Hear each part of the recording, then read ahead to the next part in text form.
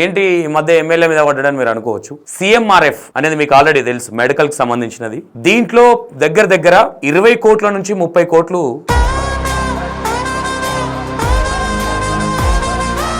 ఈ దుర్మార్గులు ఏదైతే కేసీఆర్ గారు ప్రజల కోసం పనిచేయాలి, ప్రజలకు మేలు చేయాలన్న ఆలోచన ధోరణిలో ఆయన వెళ్తా ఉంటే ఇగో ఈ జైపాల్ యాదవ్ లాంటి వాళ్ళు దుర్మార్గులేమో ఇగో ఇలాంటి పనులకు పాల్పడతా ఉన్నారు. ఏమనాలి ఇలాంటి వాళ్ళను? కడుపుకు అన్నం తింటున్నారనాలా, గడ్డి తింటున్నారనాలా? నరేష్ యాదవ్, ఈ జైపాల్ యాదవ్ పిఏ ఎవరైతే ఉన్నారో నరేష్ యాదవ్ మీద కూడా ఎఫ్ఐఆర్ అవ్వడం జరిగింది. అది కూడా మీకు చూపించే ప్రయత్నం చేస్తా. చెక్కుల మీద దొంగ సంతకాలు పెట్టాలి. ఇప్పుడు ఎగ్జాంపుల్ గా దొంగ సంతకాలు అంటే ఎట్లా అంటే, ఎగ్జాంపుల్ నాది కే సంతోష్ అనుకో, లేదంటే ఆర్ సంతోష్ అనుకో, ఇంకెవరన్నా ఉంటారు కదా వాళ్ళ పేర్లు, వాళ్ళు కూడా వాళ్ళే. జనాల దగ్గర 20 నుంచి 30 కోట్ల కుంభకోణం చేసి కూర్చున్నారు, అంటే దోసుక తినడం. జైపాల్ యాదవ్ చెప్తా ఉంటాడు నీతులు, నీతి వాక్యాలు. మొత్తం ఈ కుంభకోణాలు కావచ్చు, లేదంటే ఆ అవినీతి దాంట్లో నేను లేను, నేను కడిగిన ముత్యంలా ఉన్నా, నేను పెద్ద అది. మరి ఇవేంటి మరి జైపాల్ యాదవ్ గారు చెప్పండి, ఇవేమంటారు? ఇవి ఇప్పుడు ఈ 20 నుంచి 30 కోట్లు ఇవి ఏమైనాయి? మరి మీ ప్రమేయం లేకుండా, మీరు సంతకాలు పెట్టకుండా చెక్కులు ఎట్లా పాస్ అయినాయి? జైపాల్ యాదవ్ అనే వ్యక్తి, ఈ పెద్ద మనిషి, ఇక పెద్ద మనిషి అనాలంటే కూడా సిగ్గు అనిపిస్తుంది నాకు. మరి ఇట్లాంటి వాళ్ళని ఏమనాలో నాకు అర్థమైతే, పేద ప్రజల సొమ్ములు మింగేటోళ్ళని వీళ్ళని ఏమనాలో నాకు అర్థం అవ్వదు. శవాల మీద పేలాలు ఏరుకున్నట్టు పేద ప్రజల సొమ్ములు వాళ్ళకి అందకుండా, మెడికల్ కి సంబంధించిన అందకుండా మొత్తం మీరే మింగితిరి. మన నుంచి జరగలేదు, మన నుంచి కాలేదు.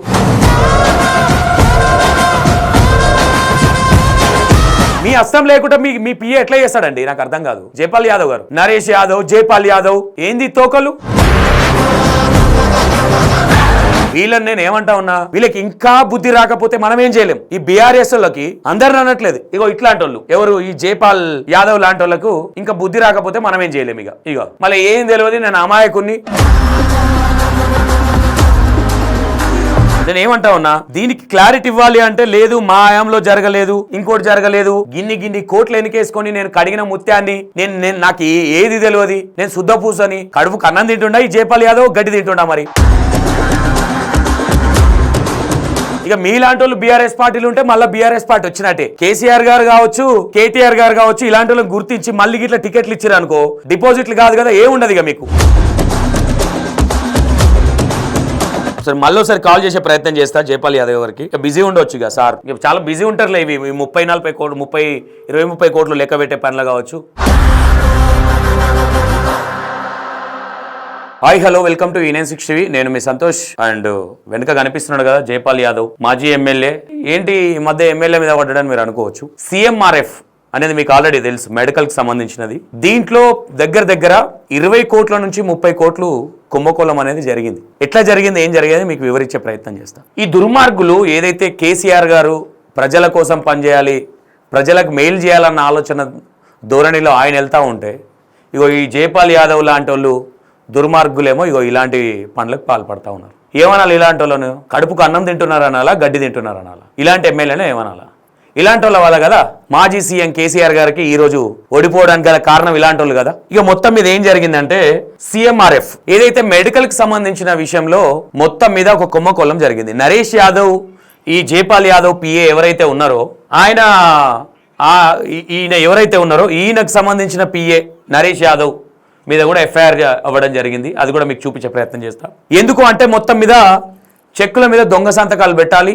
ఇప్పుడు ఎగ్జాంపుల్గా దొంగ సంతకాలు అంటే ఎట్లా అంటే, ఎగ్జాంపుల్ నాది కే సంతోష్ అనుకో, లేదంటే ఆర్ సంతోష్ అనుకో, ఇంకెవరన్నా ఉంటారు కదా వాళ్ళ పేర్లు, వాళ్ళు కూడా వాళ్ళే అనేసి వాళ్ళ పేర్ల మీద చెక్కులు పాస్ చేసి డబ్బులన్నీ గుంజే ప్రయత్నం చేశారు వీళ్ళు. ఇక ఏం జరిగిందంటే, మొత్తం మీద మెడికల్కి సంబంధించిన దాంట్లో కల్వకుర్తి నియోజకవర్గంలో ఒక గందరగోళం అనేది స్టార్ట్ అయింది. ఎందుకంటే ఈ జైపాల్ యాదవ్ ఎవరైతే ఉన్నారో అప్పట్లో కేసీఆర్ గారి హయాంలో ఆధార్ కార్డు అండ్ ఫోటోస్ ఇవి ఉంటే సరిపోయేది, పాన్ కార్డు, ఆధార్ కార్డు. ఇక ఇప్పుడంటే రేవంత్ రెడ్డి గారు వచ్చిన తర్వాత Aadhaar card, pan card, 2 photos, account కూడా అవసరం పడతా ఉన్నది. ఇప్పుడు ఒక లిమిట్కి వచ్చింది. అప్పుడు లిమిట్ లేకుండే. మొత్తం మీద అప్పుడు లిమిట్ అనేది లేకుండే ఈ సిఎంఆర్ఎఫ్కి సంబంధించి. దీంట్లో మొత్తం మీద జనాల దగ్గర 20 నుంచి 30 కోట్ల కుంభకోణం చేసి కూర్చున్నారు, అంటే దోసుక తినడం. మళ్ళీ ఈ జైపాల్ యాదవ్ చెప్తా ఉంటాడు నీతులు, నీతి వాక్యాలు. నేను అసలు మొత్తం ఈ కుంభకోణాలు కావచ్చు, లేదంటే ఆ అవినీతి దాంట్లో నేను లేను, నేను కడిగిన ముత్యంలా ఉన్నా, నేను పెద్ద అది అని కొంచెం ప్రజలలా తిరుగుకుంటూ చెప్తా ఉంటాడు. ఈ కుంభకోణాలు కానీ ఇలాంటి పిచ్చి పిచ్చి ఆటలలో నేను లేను, నేను చాలా నిజాయితీగా ఉంటా అని కొన్ని నీతి వ్యాఖ్యలు చెప్తా ఉంటాడు. మరి ఇవేంటి మరి జైపాల్ యాదవ్ గారు చెప్పండి, ఇవేమంటారు ఇవి? ఇప్పుడు ఈ 20 నుంచి 30 కోట్లు ఇవి ఏమైనాయి మరి? ఏమనంటే ఏ నుంచో జరిగింది, ఆ చెక్కులు ఏదో మిస్టేక్ జరిగినాయి, మీ ప్రమేయం లేకుండా మీరు సంతకాలు పెట్టకుండా చెక్కులు ఎట్లా పాస్ అయినాయి ఒకసారి అర్థం చేసుకోవాలి. ఇది మొత్తం మీద జనాలు జైపాల్ యాదవ్ మీద, ఇప్పుడు కాంగ్రెస్ ప్రభుత్వం ఉంది కాబట్టి బీఆర్ఎస్ ప్రభుత్వం ఉన్నప్పుడు అన్ని వ్యాచకాలు. ఇక నేను గుడిలో పూజలు చేస్తా, నేను ఒక పూజారి టైపు, నేను చాలా నిజాయితీ పరుణ్ణి, నేను నీతి వ్యాఖ్యలు చెప్తా అనే విధంగా ఈయన జైపాల్ యాదవ్ కొన్ని నీతులు చెప్పిండు. ఇక ఇంకా కొన్ని విషయాలు చెప్పాలంటే ఇంకో విషయం చెప్తా. కల్వకుర్తి నియోజకవర్గంలో మొత్తం మీద కేసులు గందరగోళం కొన్ని జరుగుతూ ఉన్నాయి ఇప్పుడు ప్రజెంట్ అయితే. అవునా? ఏందిరా అయ్యా ఏంది ఇదంతా అంటే, జనాలు అంటే పేద ప్రజలకు అందే పైసలు ఏవైతే ఉన్నాయో మొత్తం కుంభకోళమే. మళ్ళీ నేను అవినీతి అనేదానికి చాలా 100 అడుగుల దూరంలో ఉంటా, నేను 1000 అడుగుల దూరంలో ఉంటానే నీతి వాక్యాలు చెప్తా ఉంటారు. మొత్తం మీద పోలీస్ స్టేషన్లో కొన్ని కేసులు అయితే జైపాల్ యాదవ్ గారి మీద కావచ్చు, లేదంటే ఆయన పిఏ మీద కావచ్చు, నరేష్ యాదవ్ మీద కొంచెం సీరియస్గానే జరుగుతూ ఉన్నది. మీకు ఎఫ్ఐఆర్ కూడా చూపించే ప్రయత్నం చేస్తా. ఇంకో విషయం ఏంటంటే ఈ జైపాల్ యాదవ్ అనే వ్యక్తి, ఈ పెద్ద మనిషి, ఇక పెద్ద మనిషి అనాలంటే కూడా సిగ్గు అనిపిస్తుంది నాకు. మరి ఇట్లాంటి వాళ్ళని ఏమనాలో నాకు అర్థమవుతలేదు. పేద ప్రజల సొమ్ములు మింగేటోళ్ళని వీళ్ళని ఏమనాలో నాకు అర్థం అవ్వట్లా. కేసీఆర్ గారేమో పేద ప్రజలకు మంచి జరగాలి, మంచి మార్గంలో వెళ్ళాలని ఆయన ఒక దాంట్లో వెళ్తూ ఉంటే, ఇగో ఇలాంటి దొంగలు, ఇక మరి ఇలాంటి దొంగలు ఈ బీఆర్ఎస్ పార్టీలు ఉన్నన్ని రోజులు నాకు తెలిసి మళ్ళీ డిపాజిట్ కాదు కదా, ఇంకా ఏం ఉండదు అనుకుంటా నాకు తెలిసి. మేబీ కేసీఆర్ గారు నెక్స్ట్ ఏదైనా చేయాలనుకుంటే ఇలాంటి దొంగలను పెట్టుకున్నారు అనుకో, ఇక వేరే ఉంటుంది ఇక కథ. ఇలాంటి వాళ్ళ వల్ల కదా బీఆర్ఎస్ ప్రభుత్వం కనీసం డిపాజిట్ కూడా పొందలే. ఏమనుకోవచ్చు ఇది? ఇంత కుంభకోణం చేసి జనాల మీద, శవాల మీద పేలాలు ఏరుకున్నట్టుది. పేద ప్రజల సొమ్ములు వాళ్ళకి అందకుండా, మెడికల్కి సంబంధించిన అందకుండా మొత్తం మీరే మింగితిరి. మా నుంచి జరగలేదు, మా నుంచి కాలేదు. ఈరోజు చాలామంది ప్రజలు బాధపడుతున్నారు. కల్వకుర్తిలో చాలా అన్యాయం జరుగుతూ ఉన్నదని చాలా కేసులు అవుతా ఉన్నాయి. మీ అస్తం లేకుండా మీ పిఏ ఎట్లా చేస్తాడండి? నాకు అర్థం కాదు. జైపాల్ యాదవ్ గారు, నరేష్ యాదవ్, జైపాల్ యాదవ్ ఏంది తోకలు? ఒక ఎఫ్ఐఆర్ కాపీ కూడా మీకు చూపించే ప్రయత్నం చేస్తా. ఒకసారి మీకు చూపించే ప్రయత్నం అయితే చేస్తా. ఏమో కథ, ఇగో ఈయన ఈ దొరనే ఆ దొర. ఒకసారి నీట్గా చూడురి. జైపాల్ యాదవ్ ఇగో ఒకసారి ఇది చూసే ప్రయత్నం చేయండి.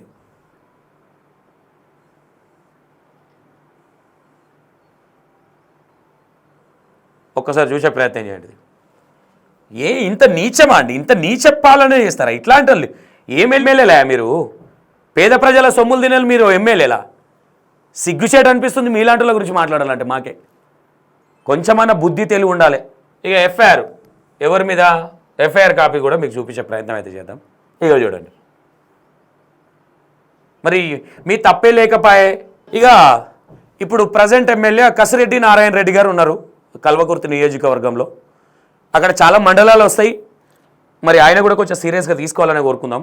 ఇది మొత్తం మీద మాజీ ఎమ్మెల్యే ఎవరైతే జైపాల్ రెడ్డి ఉన్నారో ఇది దుర్మార్గమైన పనులు వీళ్ళు చేసేటివి. ఇక ఏమనంటే నాకేం సంబంధం లేదు, నేనేం చేయలేదు.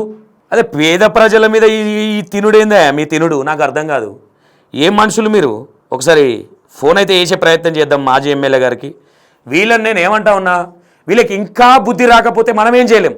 ఈ బీఆర్ఎస్ వాళ్ళకి అందరిని అనట్లేదు, ఇగో ఇట్లాంటి వాళ్ళు ఎవరు ఈ జైపాల్ యాదవ్ లాంటి వాళ్ళకు ఇంకా బుద్ధి రాకపోతే మనం ఏం చేయలేం.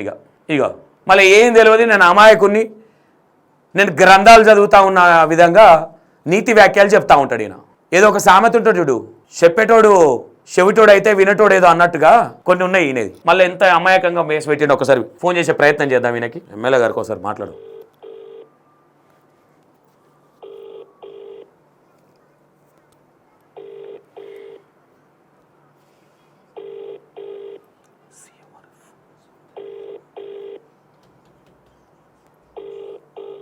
ఫోన్ ఎత్తలేడు, మరి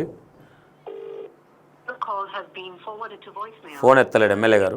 నేను ఏమంటా ఉన్నా, దీనికి క్లారిటీ ఇవ్వాలి అంటే లేదు మా హయాంలో జరగలేదు, ఇంకోటి జరగలేదు, గిన్ని కోట్లు ఎన్నికేసుకొని నేను కడిగిన ముత్యాన్ని, నేను నాకు ఏది తెలియదు, నేను శుద్ధ పూసని, కడుపుకు అన్నం తింటుండా ఈ జైపాల్ యాదవ్, గడ్డి తింటుండా, మరి ఏం తింటుండా అనుకోవాలి. కనీసం పేద ప్రజల మీద కూడా మీ ప్రతాపాలు చూపిస్తూ ఉన్నారంటే మీరు ఏమనాలి. ఇక మీలాంటి వాళ్ళు బీఆర్ఎస్ పార్టీలు ఉంటే మళ్ళీ బీఆర్ఎస్ పార్టీ వచ్చినట్టే. కేసీఆర్ గారు కావచ్చు, లేదంటే కేటీఆర్ గారు కావచ్చు, ఇలాంటి వాళ్ళని గుర్తించి మళ్ళీ ఇట్లా టికెట్లు ఇచ్చారు అనుకో, డిపాజిట్లు కాదు కదా, ఏముండదు ఇక మీకు, డొల్లనే ఏం లేదు ఇక మీకు. ఇలాంటి వాళ్ళకి టికెట్లు రాకుండా చూడండి ఒకసారి, మళ్ళీ జనాలను మోసం చేయకుండా. ఒకసారి మళ్ళీ కాల్ చేసే ప్రయత్నం చేస్తా జైపాల్ యాదవ్ గారికి. ఇక బిజీ ఉండొచ్చు ఇక సార్, ఇక చాలా బిజీ ఉంటారులే ఇవి 30-40 కోట్లు, 20-30 కోట్లు లెక్క పెట్టే పనులు కావచ్చు.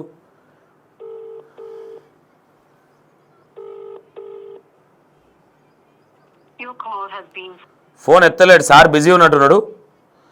ఇక మొత్తం మీద ప్రజలరా వీళ్ళకి కేసులు అయినాయి వీళ్ళ మీద, అయినా సరే మరి జైపాల్ యాదవ్ కొంచెమన్నా బుద్ధి జ్ఞానం ఉండాలని చెప్తా ఉన్నాం. పేద ప్రజల పొట్ట మీద కొట్టడానికి మెడికల్ మీద కూడా కొడతా ఉన్నారంటే మీరు ఏమనాలి, మిమ్మల్ని అర్థం కావట్లేదు. రైట్, నెక్స్ట్ ఇంకో వీడియో కొన్ని నరేష్ యాదవ్ ఎవరైతే ఈయన పిఏ ఉన్నాడో కొన్ని విషయాలు అడిగే ప్రయత్నం చేస్తే ఫోన్ లిఫ్ట్ చేయట్లేదు.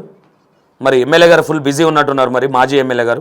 ఇది మొత్తం మీద ఇలాంటి వాళ్ళని మళ్ళీ ఈ కల్వకుర్తి నియోజకవర్గంలో ఆల్రెడీ కేసులు అవుతా ఉన్నాయి జైపాల్ రెడ్డి గారి మీద, వాళ్ళ పిఏ మీద.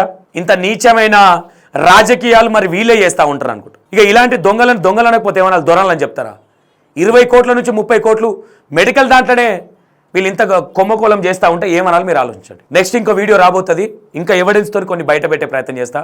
కల్వకుర్తి ప్రజలు కూడా ఇలాంటి వాళ్ళని ఇక మరి ఏం చేయాలో ఒకసారి ఆలోచించుకోండి. ఫోన్ ఎత్తలే ఎమ్మెల్యే, మరి లైవ్ కాల్ తీసుకునే ప్రయత్నం అయితే చేసినా మరి ఫోన్ ఎత్తలేదు. మళ్ళీ ఇట్లా చేస్తే ఇంకో వీడియోలో చేసే ప్రయత్నం చేస్తా. రైట్, ఎవరైనా బాధితులు ఉంటే కూడా మాకు అప్రోచ్ అయ్యే ప్రయత్నం చేయండి. అండ్ మా ఇన్స్టాగ్రామ్లో మెసేజ్ పెడితే అందులో కాంటాక్ట్ నెంబర్ కూడా ఉంటుంది. ఓన్లీ వాట్సాప్, కాల్స్ అయితే లిఫ్ట్ చేయము. ఓకేనా? Right, thank you so much.